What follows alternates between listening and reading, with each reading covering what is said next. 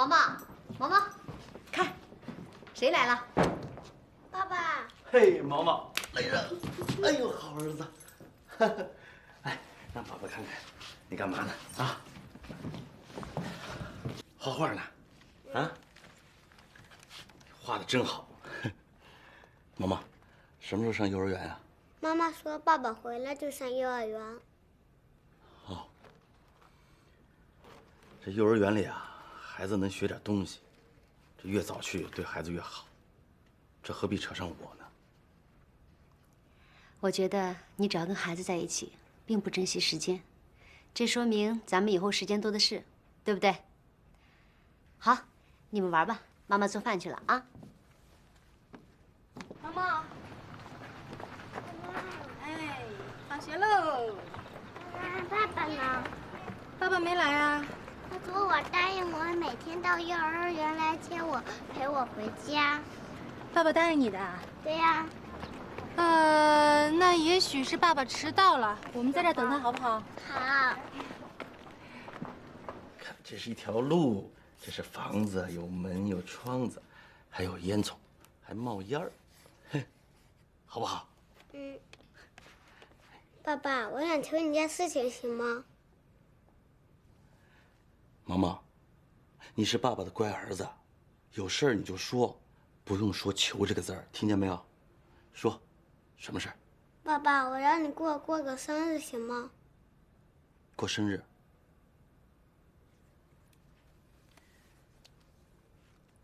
行，爸爸就应该给毛毛过生日。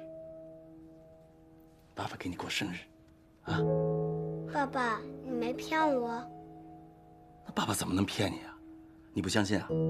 爸爸给你拉钩。嘿，妈妈，爸爸怎么还不来？你给他打个电话吧。行，妈妈这就打啊。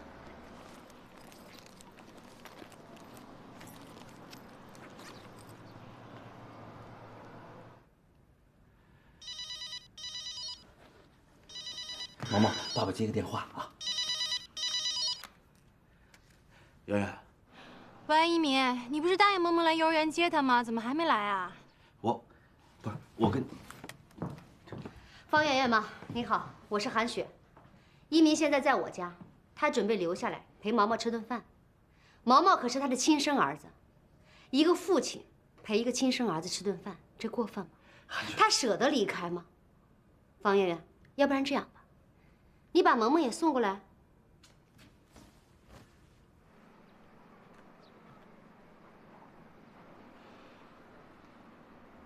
妈妈，你怎么了？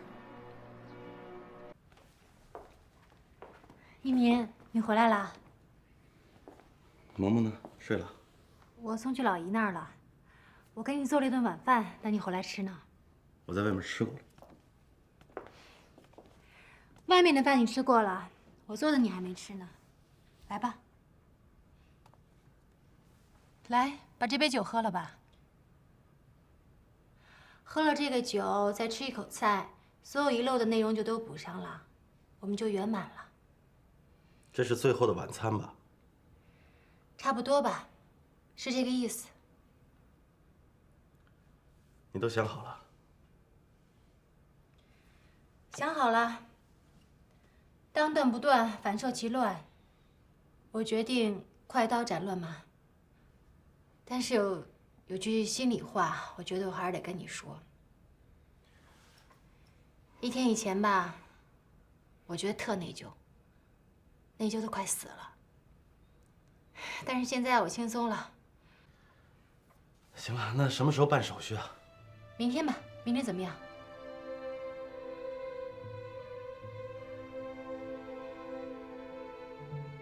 那些材料你都准备好了？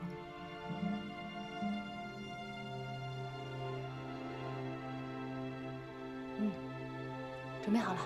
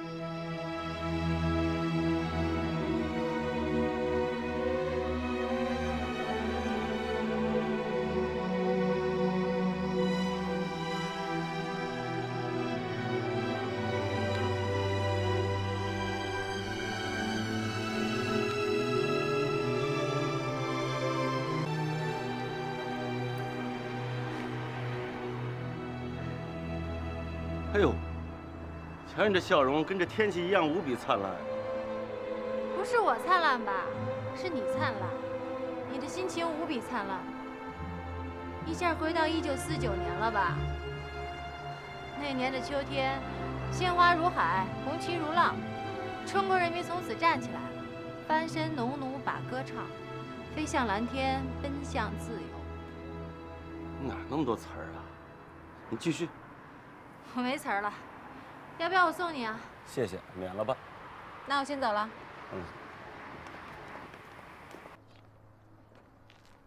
哎，圆圆，你要找我干什么呀？我听说赵一民跑了，跑了，跑哪儿去了？你是不是装傻呀你？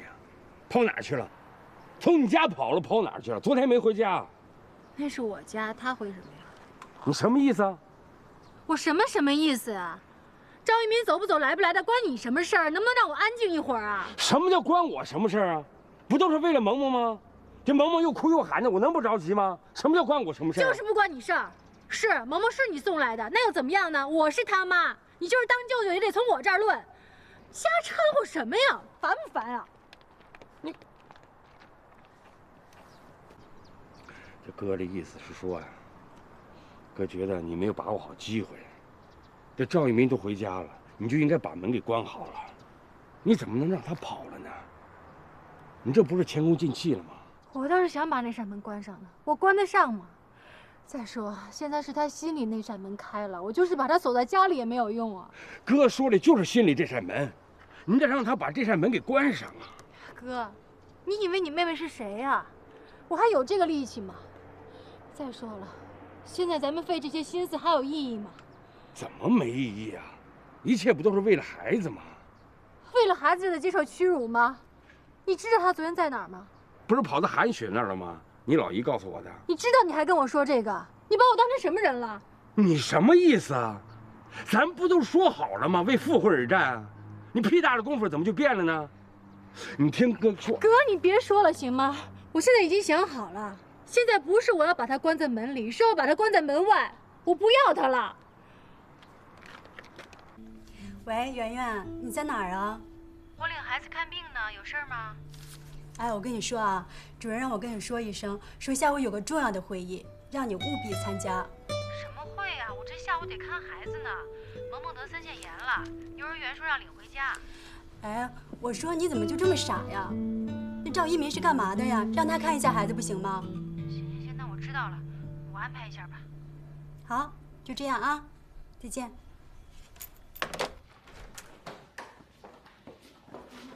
哎，你们怎么来了？孩子生病了。处长，那个不好意思啊，是这样，我们家那个萌萌她得3腺炎了，然后幼儿园的老师说怕传染给其他小朋友，让她在家观察2天。这不我下午要开个会，而且我老姨老姨夫又郊游去了，没人看他，所以我想麻烦赵一鸣看一下孩子，跟你请个假。什么叫麻烦赵一鸣呢？他当父亲呢，不是应该的。一鸣，回去吧。那我就请半天假。哎，那谢谢您啊，处长。不客气。萌萌，疼不疼啊？有点疼。来，爸抱你回家啊！来，哎。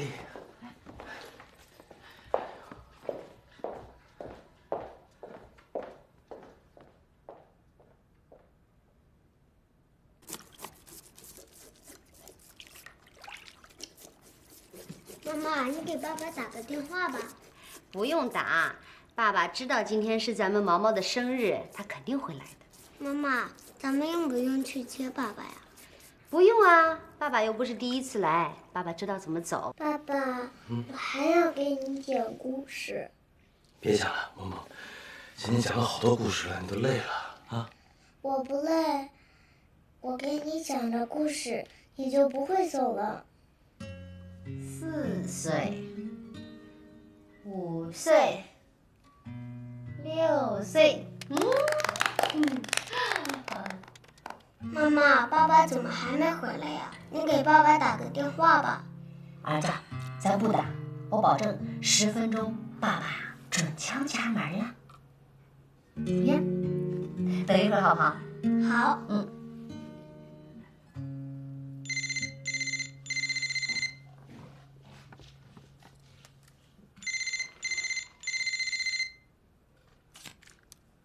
喂，韩雪，我临时遇到点麻烦，我走不开。你告诉毛毛别急，先等我一会儿，我一会儿就来啊。一鸣，你在哪儿呢？这方圆圆家电话。对，萌萌一个人在家没人看，我要带她走，她又不走，真的没办法。没人看就得你看吗？方圆圆呢？她有要紧事脱不开身，您再等我一会儿。好了，就这样。哎，一鸣。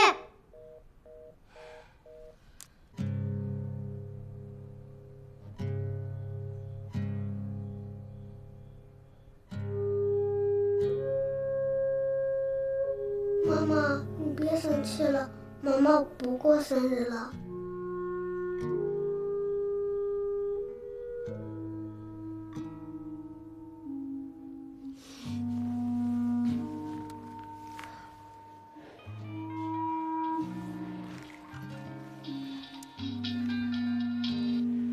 喂，方圆圆吗？我是韩雪。你找我干嘛呀？我想请求你回家，请你注意，我说的是请求。我回不回家跟你有什么关系啊？关系重大，因为只有你回去了，才能解放赵一鸣。韩雪，我也请你收敛一点，也请你注意，我用的也是请求。就目前的状况来看，你不是赵一鸣任何人，所以请你以后不要用这种口吻跟我说话。哎，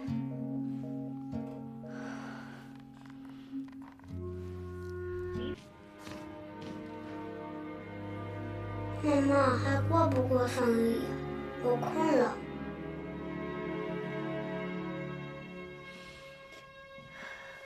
过，妈妈给你过。来，咱们点蜡烛，吃蛋糕。妈妈，我想等爸爸来了一起吃蛋糕。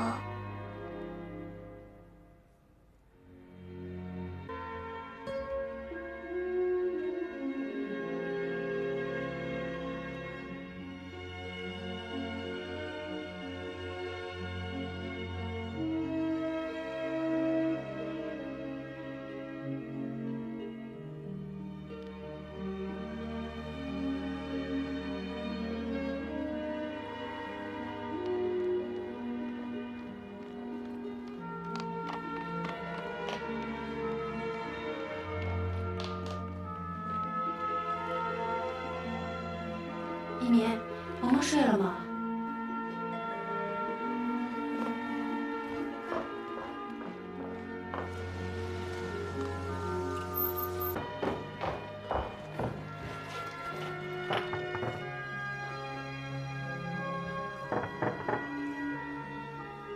韩雪，韩雪，韩雪，哎，你给我开个门啊！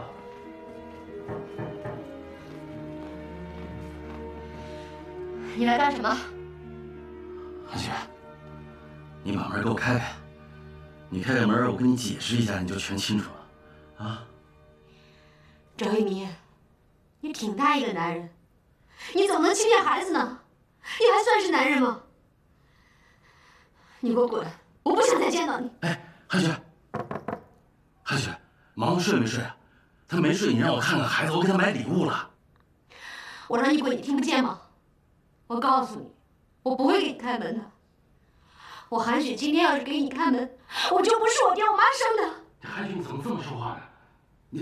你不给我开门，我在门口坐一夜，你信不信？你坐一年跟我也没关系，你愿意做你自己做吧。哎，韩雪，韩雪，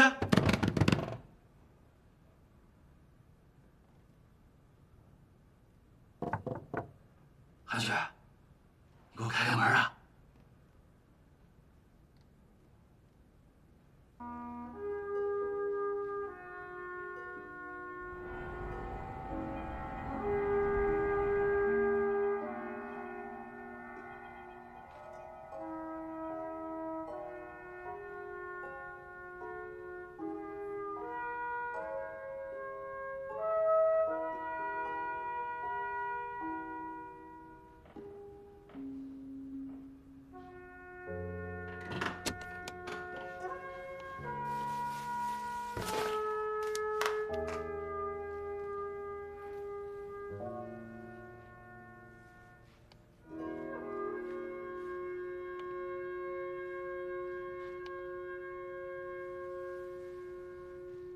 一民，一民，你真坐了一夜啊？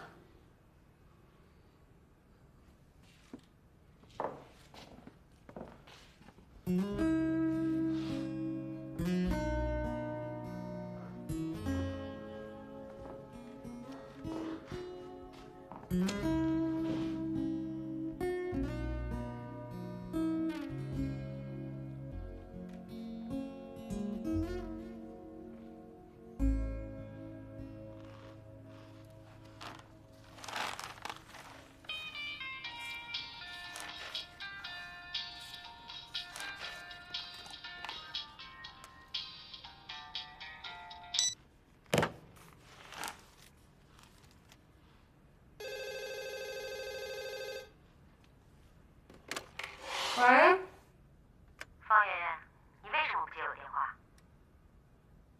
你找谁呀？方圆圆，你别演戏了。赵一鸣用这部电话给我打过，我知道这是你家电话。对不起，你打错了。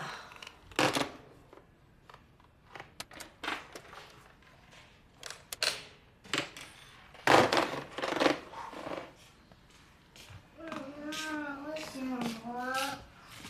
妈妈醒了。那走，帮带你洗脸去啊。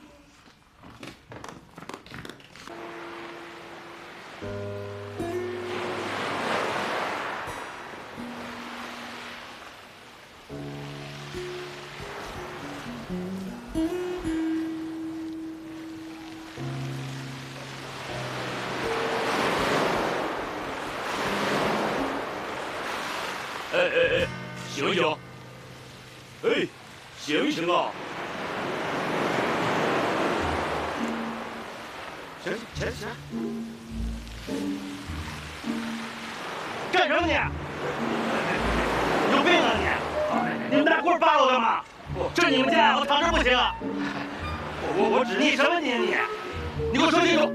你干嘛扒我？你这人真有病！我这不能躺吗？我收拾家不行吗？碍你什么事了？我在那儿受欺负，我躺着还受你欺负啊！方圆圆，你想干什么？你不接我电话也不是个办法呀。在这儿我总能把你堵上吧？对不起，我还有事儿。你给我站住！你做了坏事就想溜啊？没那么容易吧？我做什么坏事了？你把我儿子生日给搅和了！你说什么呢？谁把你儿子生日搅和了？你少胡塞！你使用手段软禁赵一鸣，逼得我不得不打电话向你求情，而你呢，一意孤行，不等我说完话你就挂电话，你还关机。方圆圆，你是不是太欺负人了？萌萌生病了，我有事脱不开身。赵一鸣他不应该照顾孩子吗？再说了，谁知道你儿子过生日？你收起你那套，你那一套骗得了赵一鸣，你骗不了我。方圆，我劝你，想撒谎的话，最好编个别的理由，说孩子生病，这不吉利吧？你撒的谎倒是挺吉利的，你儿子可以天天过生日，这样你就可以天天把赵一鸣软禁了。你这些鬼把戏我早就看透了。我也看出来了，你是铁了心想跟我做仇人。对不起，我没那个雅兴。你给我站住！我话还没说完呢！你给我站住！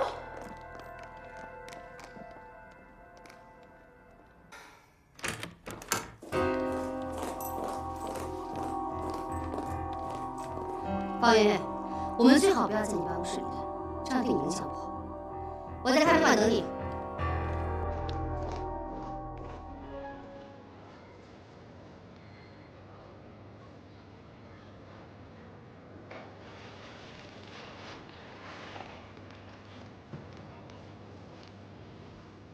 你终于来了，还算你聪明。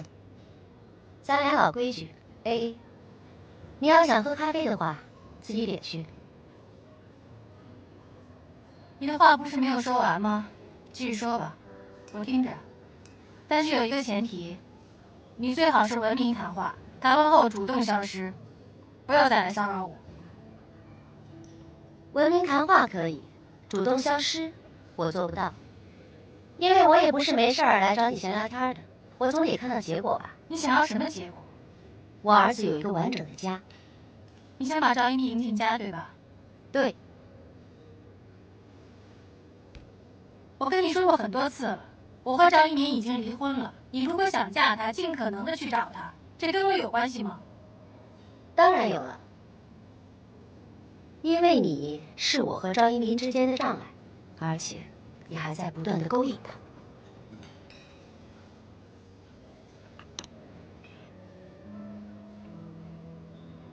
韩雪，你觉得以你的人品，你配得上赵一鸣吗？方媛媛，你这是文明谈话吗？你看看，你这个人最大的特点就是蛮横无理。你有没有想过，赵一鸣他愿意抱着一个刺猬睡觉吗？他怕炸，你却过来我这儿兴师问罪。你有病劝我吃药，天下哪有这样的道理啊？方媛媛，你什么意思？你故意跟我叫板是不是？没有，我绝对不是跟你叫板，我是在跟你讲道理。但是我今天也看出来了，只要赵一鸣不娶你，那就是我的错，对吗？但是我错在哪儿了？你有本事你可以找赵一鸣撒泼去啊！你说谁撒泼？你说谁是泼妇？我看你才是泼妇吧。你是戴着淑女面具的泼妇。啊，对了，赵一鸣把你给踹了，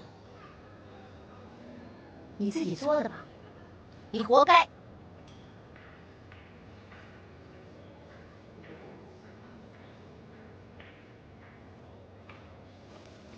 你站住！你不能走，我话还没说完呢。韩小姐，我这个人就是没有办法面对污浊，请你从环保的角度考虑，放别人一马。你站住！你不能走！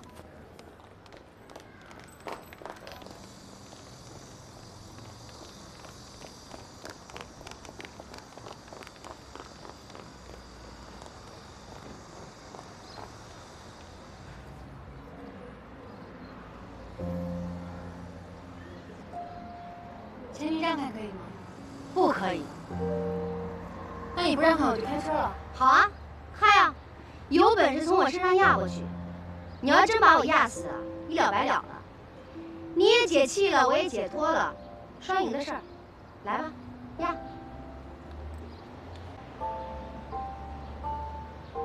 哼，你倒是压呀！刚才不还口口声声要开车吗？怎么着？现在没脾气了？好，我答应跟你继续谈，你说吧。你坐着，我站着，你觉得这样公平吗？那你上车吧。我才不会坐你的车呢。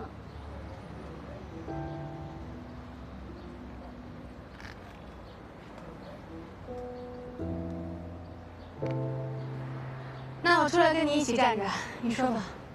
唉，真不好意思，我这个人啊，站着总会说一些不文明的话。你到底想怎么样？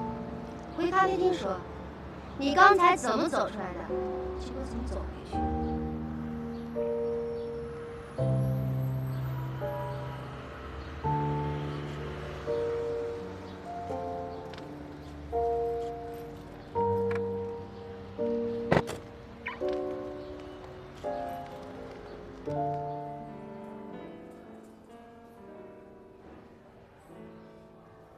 方媛媛，我现在心平气和的跟你长话短说，你现在悬崖勒马还来得及。只要你不再勾引赵一鸣，只要你不再破坏我的家庭，我们可以井水不犯河水。我绝对不会再找你的麻烦。我破坏谁的家庭了？你的吗？你有吗？我当然有了，我有亲生儿子，我亲生儿子有他的亲生父亲。你说我有没有假？我真的没听懂你的意思。赵一鸣现在是单身，跟你有关系吗？有，当然有。哎呀，昨天晚上赵一鸣为了进我的家门，被我拒绝了。他居然在我的门口坐了整整1夜。这个待遇你没有过吧？你说我们是什么关系啊？恐怕是你自己做的美梦吧。方媛媛，其实我特别同情你，我知道你现在心里很难受，眼看大势已去，可是呢，嘴上又不肯认输。其实我这个人啊，做事还是很有分寸的。你只要肯举白旗投降，我愿意放你一马。否则，那对不住了，我就要上手段了。那我怎么样才算是举白旗呢？别让赵一鸣再进你的家门。你想上什么手段？对不起，这无可奉告。韩雪，看来你还不是特别了解我。我虽然表面上看上去柔弱，但骨子里就是不信邪。好啊，你的通牒我收到了。你的意思是说，等着我上手段？对，我特别想知道你有多大的本事。出招吧！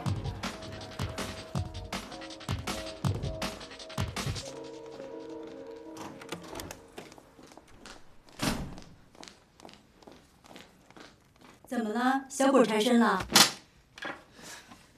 太欺负人了！什么东西？我跟你讲啊，跟这种人犯不上生气，但是呢，也不能迁就他，不然的话他蹬着鼻子上脸。是啊，我已经跟他说了，有什么招尽管使，我接着。是那个赵一鸣引来的吧？除了他还能有谁啊？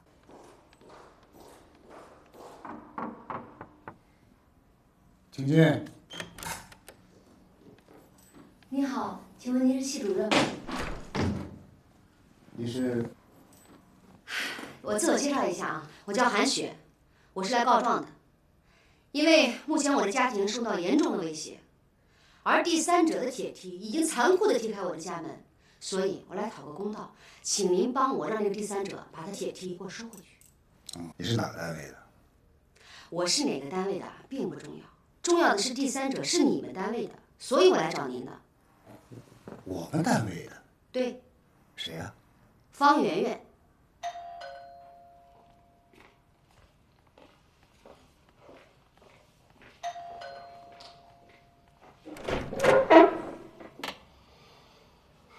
看看毛毛，怎么了？看孩子请到幼儿园吧。什么意思啊？你的妻子说了，如果我再放你进门，她就对我上手段。我妻子？对，但是现在还没过门。行。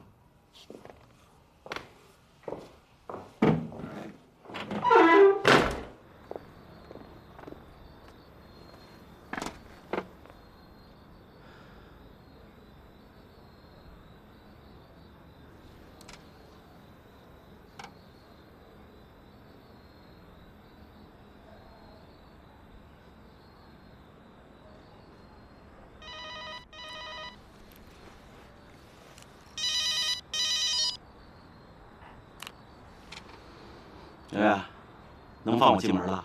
不是，我有个问题想请教你一下。说什么请教啊？有事儿你说。据说有一天夜里，你想进一个女人的门，人家把你拒之门外，而你竟然在她门外坐了一夜。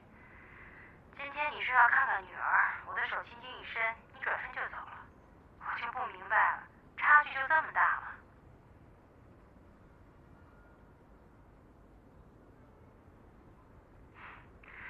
这道题挺难解释吧？不着急，你慢慢解。解开以后告诉我。我先谢谢你的指教了。这么快就解开了？啊，解开了。说出来听听。这题不是这么个解法。那怎么解法啊？得咱们俩一块儿研究。圆圆，你记不记得我上次回来你是怎么说的？你说你特别后悔，我们早就应该这么坐下来，好好的聊一聊，推心置腹，没错吧？好像说过。那咱今天为什么不能好好坐下来聊一聊呢？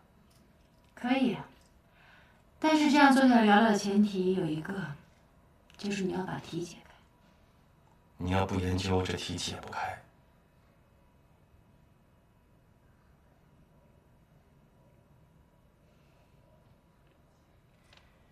进来吧。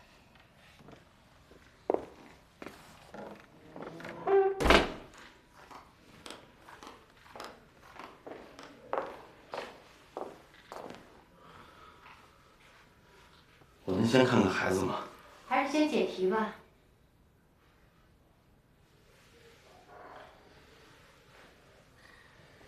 其实这道题很简单，1+1等于2。是吗？说出来听听。那天晚上，我的确是想进韩雪家门，韩雪的确是没让我进，而且我确实是在她家门口坐了一夜。我可以再补充一个信息，我手里还抱着一个给我儿子买的玩具吉普车。我知道你为什么给我出这样一道题，因为你在生气，你在生我为什么偏要进韩雪家门的气。我现在可以告诉你，那天是我儿子生日。真的是你儿子生日啊？我没必要骗你，我一定要进韩雪家门，想看看毛毛，就是因为我答应他要陪他过生日，我不想他认为我在骗他。原来是这样，我还以为韩雪在骗我呢。我这题算解完了吧？那我能不能出一道题，你给解一下？好啊，我出一道，你也出一道，很公平。说吧。我不知道为什么偏偏要在我儿子过生日那天晚上，你去助人为乐，既不提前，也不延后。你儿子生日那天我去助人为乐，这里面没有为什么，是偶然碰到一块儿了。我学生的父亲受了重伤，是急诊，不可能提前，也不能延后。提前还没发生，延后人可能就完了。事出偶然，所以没得解。解题解的是必然逻辑，你这道题不成立。好，算你赢了。你也赢了。什么意思？可以去看萌萌了。谢谢。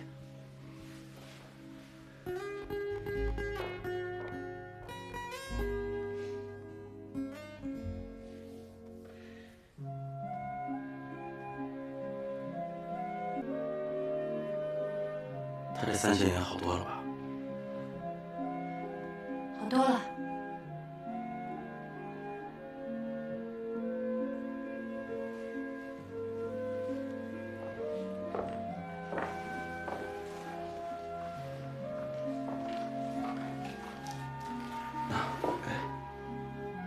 这什么意思啊？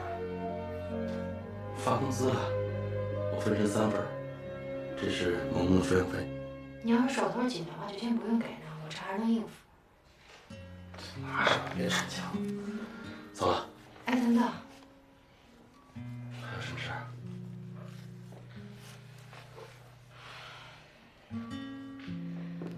韩雪对我下通牒了，她说要对我上手段。我想知道她要是真疯起来，你是什么态度？嗨，他就是瞎说，你别理他。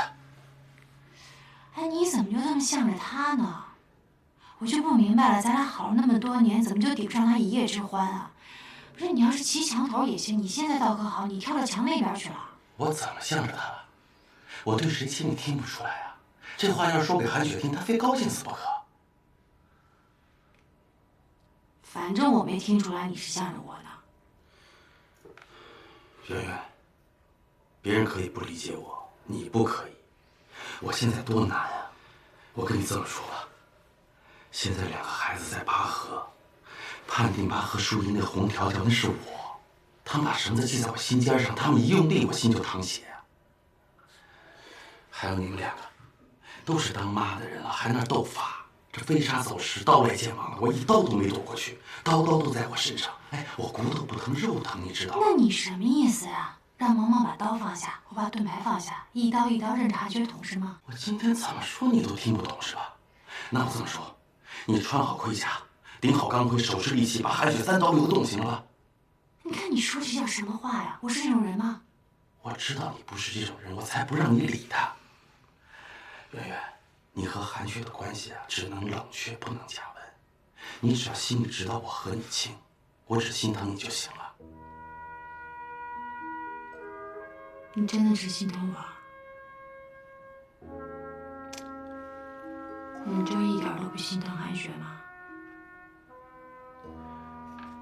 我和韩雪那都是过去，那点记忆渐行渐远。我们俩之间之所以现在纠缠不清，不就是因为有个毛毛吗？就会用嘴说。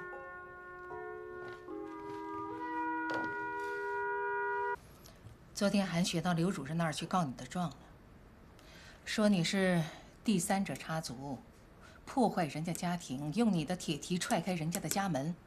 什么？圆圆，其实对你的情况呢，我是有些了解的，我也知道你是冤枉的。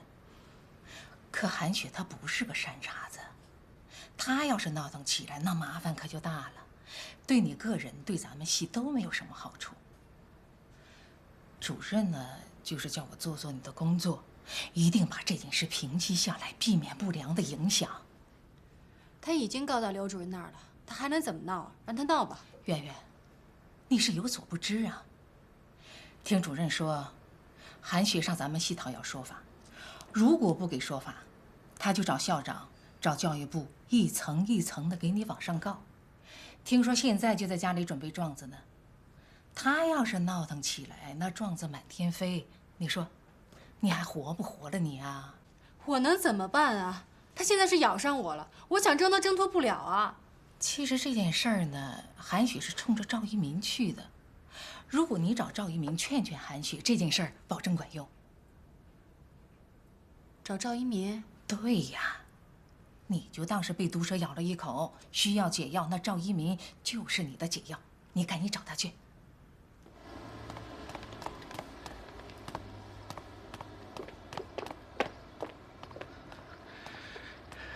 出什么大事了？韩雪真的对我上手段了。什么手段？他到我们系主任那儿去告我，说我是第三者，破坏他的家庭，铁蹄踹开了他的家门。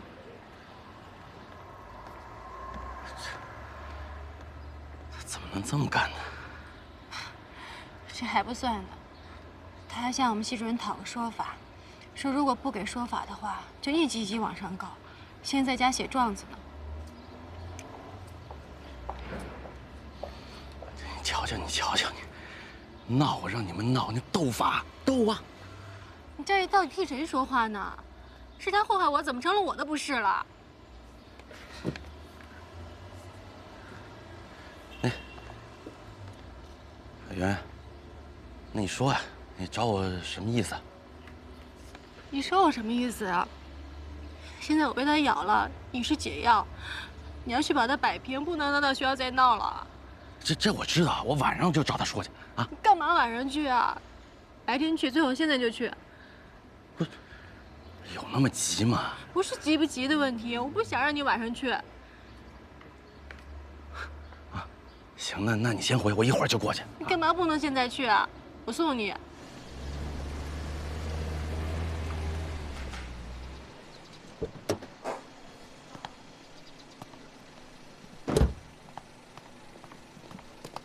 一鸣，我等你吧。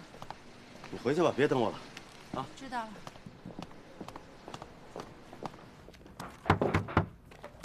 谁呀？我。呀，我老公回来了呀。谁是你老公啊？瞎喊。好，好，好，不是我老公，那是孩子他爸。行了，韩雪，别这个那个跟我套近乎了。你越这样，我越觉得你像个妖精。谁是妖精啊？你来干嘛了？你不来找我打架的吧？打架那太简单了，我是来降妖的。韩雪，我真不明白了，你到底要干什么呀？啊？我家已经散了，我和方圆都离婚了，方圆也尝到苦头了，你要干嘛呀？你怎么还下死手啊？我怎么下死手了？你装傻是吧？啊？你凭什么说方圆圆是第三者呀？你凭什么上人家学校去胡闹啊？好，张一鸣，我算是看出来了，此时此刻站在我家里，既不是我老公，也不是我孩子他爸，你是方圆圆的使者，你来找我谈判的吧？谈判，韩雪，我没工夫跟你谈判，我是来勒令你马上停止作恶，我不许你再去祸害方圆圆。那我问你个问题，你问，方圆圆是你什么人？方圆圆以前是我妻子，现在是我前妻，怎么了？好，那我韩雪呢？我韩雪是你什么人？什么都不是。什么都不是，如同陌路人，是吗？对。那你凭什么到我家里来大吼大叫？你凭什么对我发号施令？你有什么权利？你给我出去！出去！妈妈，我醒了。老猫，乖儿子，先回屋看连环画。妈妈跟爸爸有事情啊，听话。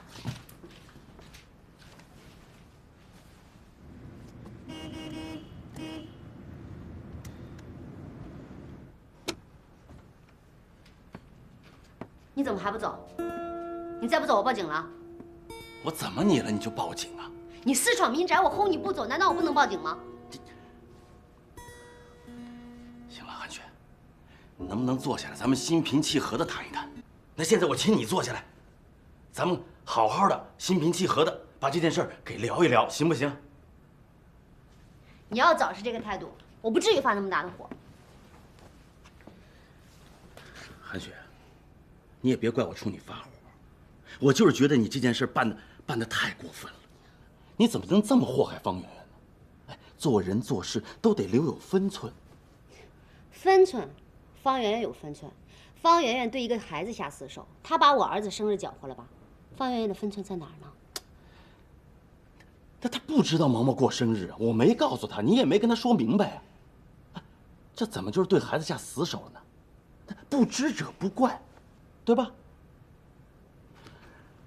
还有刚才，你问我咱们俩是什么关系，我说没关系，那是跟你赌气呢。咱俩能没关系吗？啊，没关系，我能冲你这么大喊大叫吗？你是毛毛他娘，我是毛毛他爹，咱们俩就是这个关系。从毛毛这边论，你是我的亲人；从萌萌那边说，方圆圆也是我亲人。这就跟我这手指头一样，虽然长短不齐，但你咬哪个，它哪个都疼啊。那特殊情况下，疼也得咬。你这话什么意思啊？我说的是特殊情况。你比如说，你有6个手指头呢，那就是6指儿，6指儿是多余的，你得把它咬掉，咬掉你就健全了。方圆圆就是你的第6个手指头，它就是你情况的特殊性。韩雪啊，我承认你绝顶聪明，但你这回这聪明没用对地方。哎，你这个所谓的特殊情况，那就是胡搅蛮缠嘛。判官6指儿，他咬了吗？韩雪，昨天我在方圆圆那儿啊，我跟她说了我最近的感受。我也想把这话今天跟你说说，我希望你能够认真的听，听完以后认真的想，行不行？行，我认真听，我保证认真想。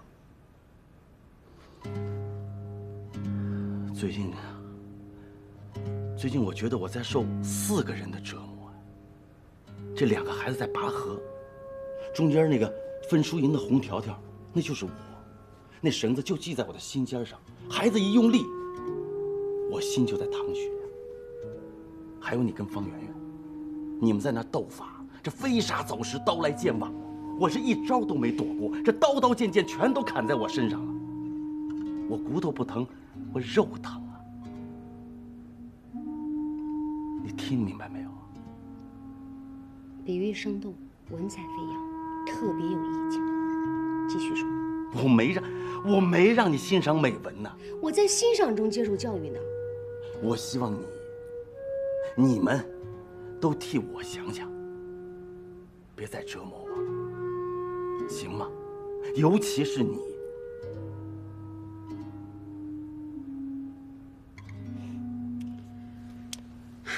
一面，你这样说，我特别感动，真的，我特别的感动。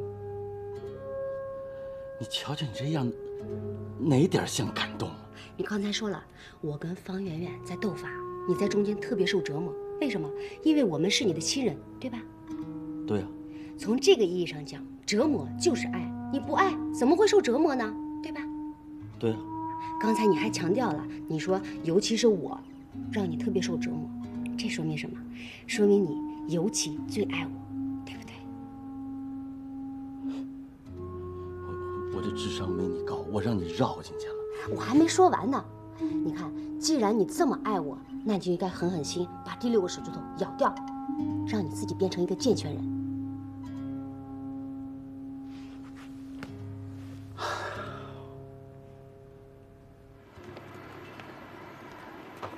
喂，老姨，一会儿我带萌萌去你那儿吃饭。好啊好啊，正好我也想萌萌了，我让你老姨夫给你编点硬菜。哦，我还有点事儿想跟你商量呢。圆圆，是不是又出啥事儿了？电话里说不清楚，见面再说吧。那待会儿见。哎呀，光跟你聊6指的问题了，忘了做饭了，我做饭去了啊。哎，你先坐下。你还没跟我说清楚呢，你到底还闹不闹，还告不告了？告啊，当然要告了。不告也行，但是呢，你得答应我一个条件。你说。以后不许再去方圆圆家。那不行，那我得看萌萌，萌萌住那儿呢。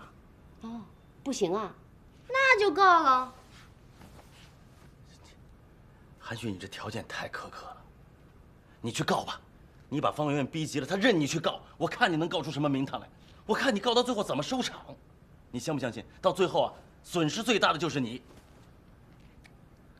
说着也是，那行，这个条件就不提了。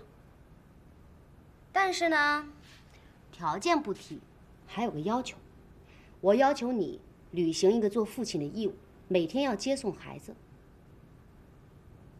从哪儿接往哪儿送啊？幼儿园啊，我已经给毛毛订好幼儿园了。赵一鸣，条件不答应，义务也不想尽。好，那你就别怪我翻脸不认人。哎呦，韩雪，你听我说，我跟你商量商量，早上我送毛毛，晚上你去接，行吗？早上送我儿子，晚上接你女儿，听起来倒也公平。行，就这么定了。明天早上来接毛毛。那行，那咱们这回可说清楚了。放心吧，我韩雪绝对是个最讲道理的人。那行，那我走了。哎，走什么走啊？吃了饭再走。不吃了，我还有事儿。有什么重要的事儿啊？有重要的事儿啊，你也得吃了饭再走。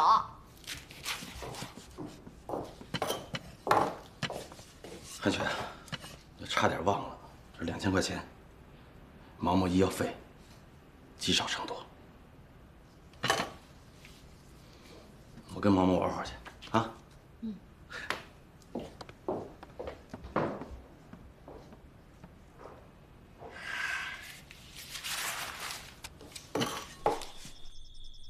您好，您所拨打的电话已关机。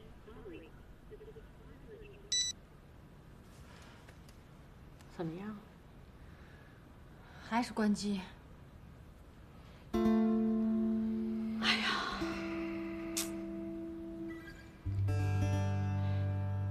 马师徒，马师徒，你分析分析，你说赵一民老不接电话是怎么回事啊？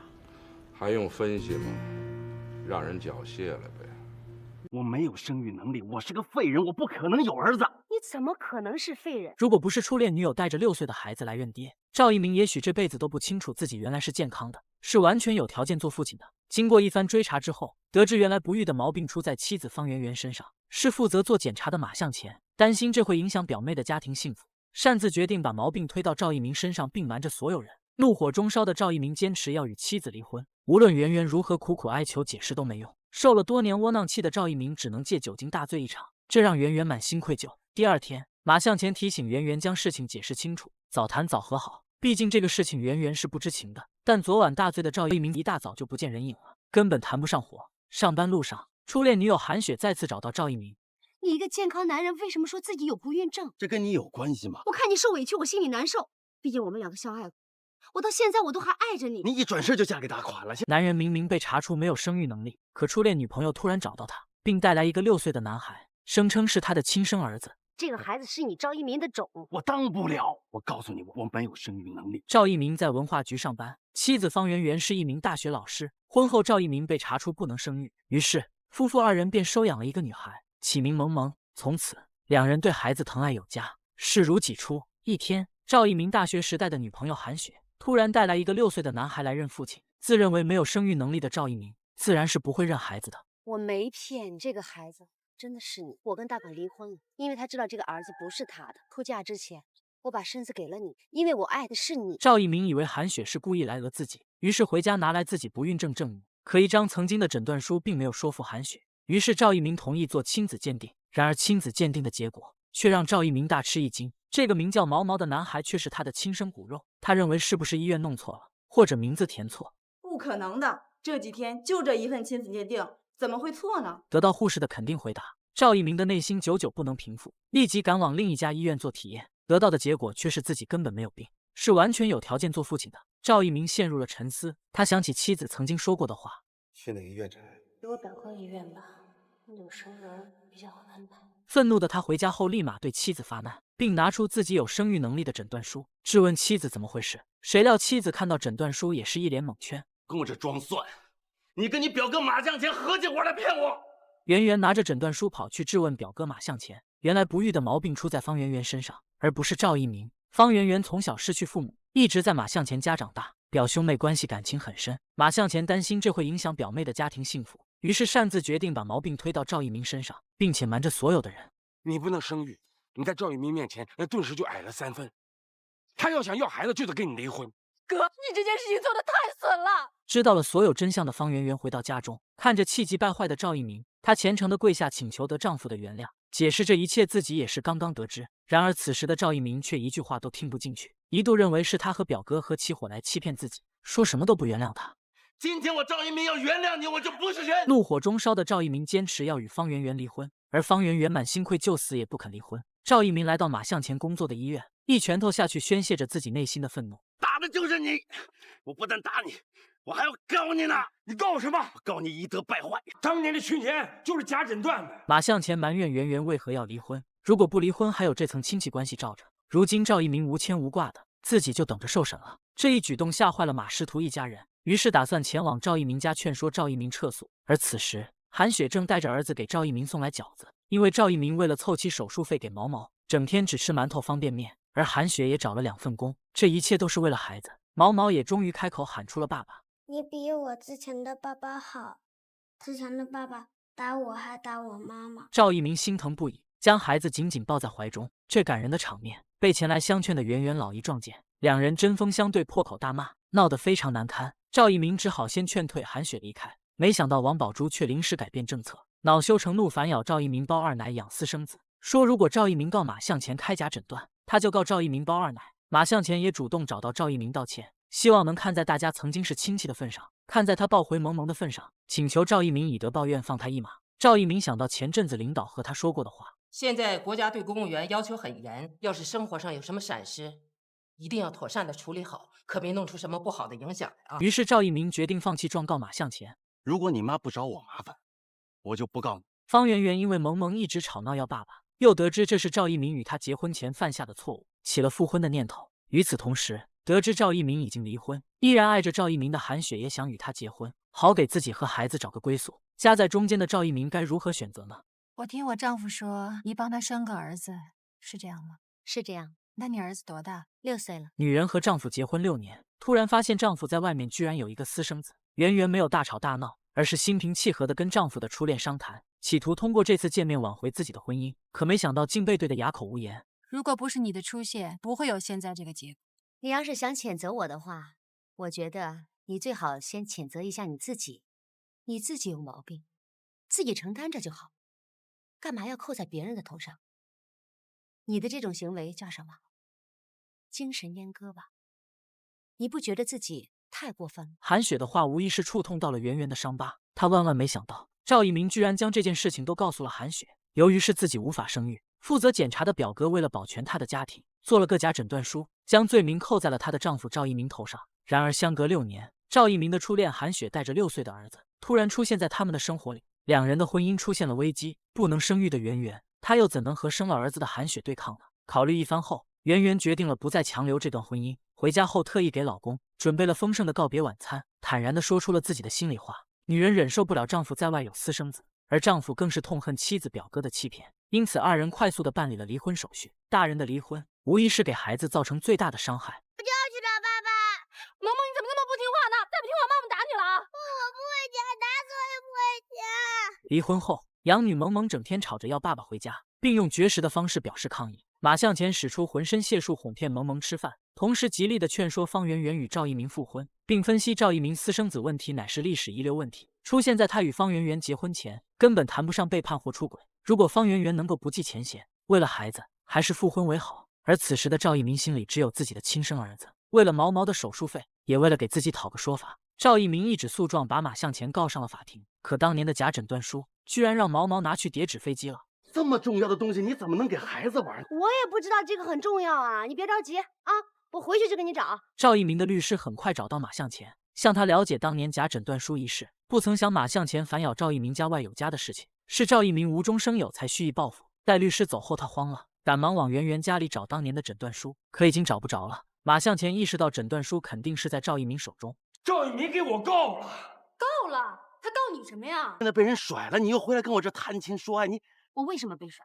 因为我怀了你的孩子嫁给他，他不甩我，他就不是个男人。而韩雪也终于说出找赵一鸣的真正目的，原来是孩子毛毛有先天性心脏病，需要一大笔钱，自己能力有限，不得已才决定投奔孩子的亲生父亲。赵一鸣承诺一定会把孩子的病治好。韩雪哭诉孩子病情的一幕，被前来劝告赵一鸣原谅方圆圆的马向前看见，两人的表情让他感觉到他们的关系非同一般。马向前开始怀疑起赵一鸣突然做生育能力检查的理由。方圆圆的婚姻出现了危机，老姨夫妇在家中大胆猜测：你说这赵一鸣怎么突然想起体检啊？不能生孩子这事儿也不是1天2天了，都这么多年了，他早就应该忘了。按你这么一说，还真有点复杂。随即，老姨王宝珠没能守住秘密，偷偷将猜测告诉了方圆圆。经多方证实，圆圆回到家中问起丈夫为什么好好的突然会检查生育能力。赵一鸣思量了一下，最终说出了自己有一个儿子的事实。正想解释时，却被圆圆打断了。圆圆一时无法接受这个事实，相爱的两人注定渐行渐远。圆圆表示同意了离婚，但提出的要求想见一见那个女人。终于在赵一鸣的安排下，方圆圆和韩雪相见了。我听我丈夫说，你帮他生个儿子，是这样吗？是这样。那你这次来是想旧梦重温吗？对不起，无可奉告。看来圆圆的对手可不简单，企图通过和韩雪的见面挽回自己的婚姻，看来是不太可能的了。事后如何发展，我们下集见。1天以前，圆圆还满心内疚，如今她的心境已然不同。哥犯的错误跟你的事情比起来不算什么，所以现在咱俩扳平了，我不欠你的。行了，那什么时候办手续啊？明天吧。赵一鸣没想到妻子居然爽快答应了离婚，心存怨恨的一鸣也不愿在家多待一会，以去单位加班为由，毅然决然地扔下妻子和满桌子的饭菜，从家里离去，留下独自愈合伤口的圆圆。第2天，两人很快就办好了离婚手续。圆圆的笑容跟天气一样无比灿烂，可谁又知道强颜欢笑的人心里是在掉泪，甚至是滴血呢？他们并没有为争夺财产而大吵大闹。经过一番商量后，赵一鸣选择了净身出户，房子和养女萌萌都归圆圆所有。而此时的赵一鸣心里只有自己的亲生儿子，他向韩雪表示，无论多困难都会凑足钱把毛毛的病给也好，但费用还差一部分。于是赵一鸣为了毛毛的医药费，也为了给自己讨个说话，便找到了当律师的朋友，委托他状告圆圆的表哥马向前，准备要一笔精神损失费。那赔个几10万应该问题不大。官司我打了，